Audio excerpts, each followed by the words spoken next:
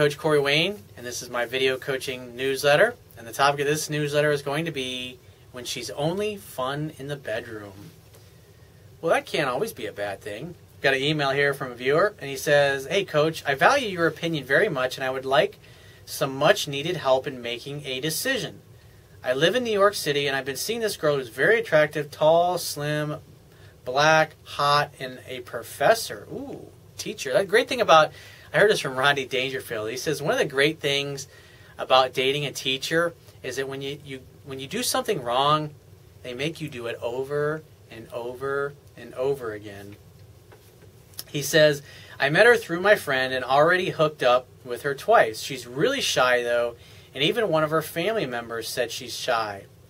Well, it doesn't matter. She's still fucking you, so obviously she's not that shy.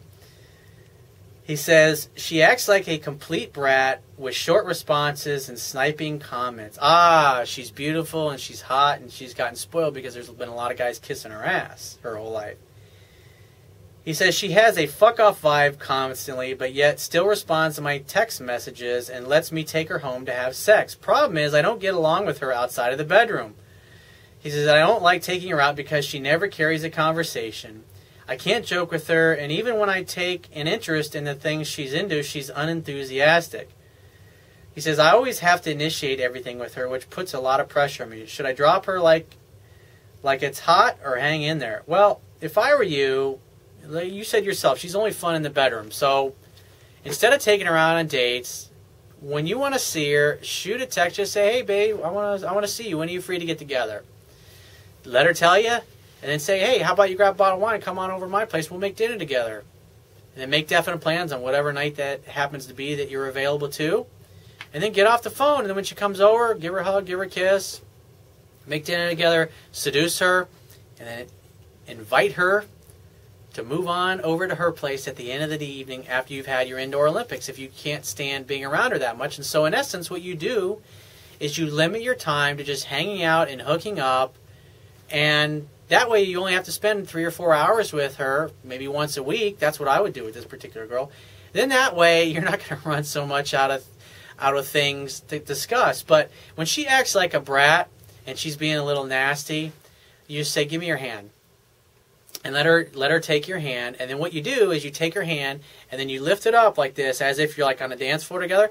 And so you just like spin her around. And so when her butt is facing you, then you take your hand and you spank her on the butt and you just say, "You are a total brat."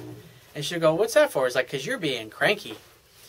And tease her and be playful with her like that. And when you spank a girl on the butt, it's amazing. The effect, it's total dominance move. And it will create a different energy in her, and it will cause her to move more into her feminine and be a little bit more submissive and a little bit more playful, because she's a little irritable, and it might be because you might be acting a little feminine when you're around her, because when women act bitchy like this, it usually is a reflection that you're not being in your masculine. So it's important to pay attention to those kinds of things. But when she's being a brat, call her out on her bullshit.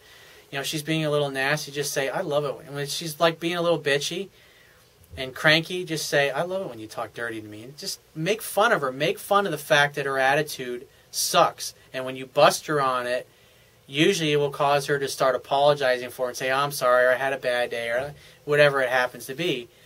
But just hang out, hook up, and have fun with this particular girl at your place. And don't take her out on dates and don't do any of that stuff. And find some other women to date so you can meet a girl who you really like and you want to be with. Because this happens sometimes. And I know for a lot of guys that are watching this, dumping a really hot girl who's great in bed but you don't like hanging out with is going to be a new experience for a lot of guys watching this. But sometimes you have to do it. And in your particular case, I'd keep the girl on the side and keep hanging out and hooking up with her.